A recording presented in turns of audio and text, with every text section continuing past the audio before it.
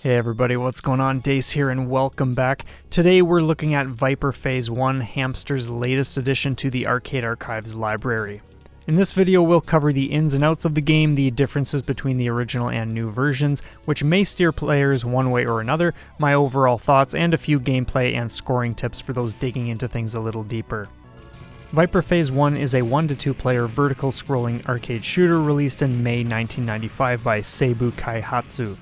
If you aren't familiar with Seibu Kaihatsu, it's the company behind the original Raiden titles and the spin-offs ranging from 1990 up until 1998.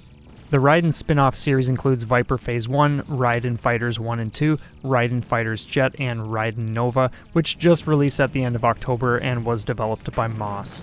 For those wondering how Moss is involved, following Seibu Kaihatsu's bankruptcy, the development team formed Moss and then purchased the development rights to the Raiden franchise so that they could continue working on new games. But back to the game, Viper Phase 1 is a 2-button game set in outer space and spans 8 stages, so you've got your shot and bomb available. As you progress, you'll go up against enemy fleets and bosses. Fleet units include small fighters, frigates, cruisers, and even full-blown space installations. Other times, or even during boss fights, you'll encounter drones, mines, robotic orbs, and so on. The enemy variety is fantastic, and I'm really into the designs. As you fly along shooting things down, certain enemies or units will drop power-up and special weapon items. Power-ups can be collected to increase your shot's power up to a maximum of 3 levels, whereas the special weapon item cycles through 4 different weapon types that fire alongside your standard shot. These include wide shot, laser, missile, and napalm. We'll talk more about these when I get into the version differences and gameplay tips. Your bomb eliminates nearby enemy projectiles and deals significant damage, but you need to exercise caution when using it because it's not instantaneous, so there may be times when you drop a bomb and still take a hit. There is a second loop, but it doesn't include Stage 1, you just start at the beginning of Stage 2. From what I've experienced and researched, there are no score extends or extra lives of any sort. You have your starting amount and that's what you have to work with, whether you're doing a single loop or both loops. And that to me is super exciting to think about, just the level of consideration and resource management that would go into a 2-loop clear. That kind of mental work and process really appeals to me.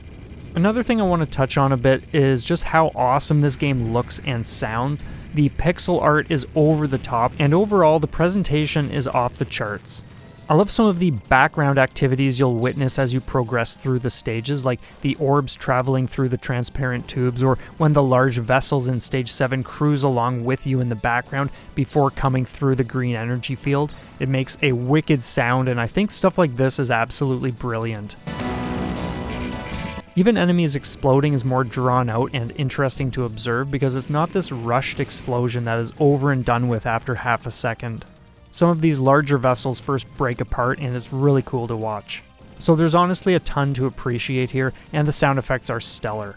As for scoring, there are a lot of things at play here. Destroying certain surface structures or bonus pods will reveal collectible medals that contribute to your score when you collect them, and they count toward your stage and score total. There are 3 types of medals, small, medium, and large, and these net you 500, 1,000, and 30,000 points respectively. The game gives you tick points, counts the total enemies destroyed and the overall percentage destroyed at the end of each stage, and you get a bonus for remaining bombs. Now let's get into a couple of the differences between the old and new versions. In the old version, the secondary or special weapons have limited ammunition, shown within the respective meter that appears when you grab a weapon item. This meter vanishes once empty.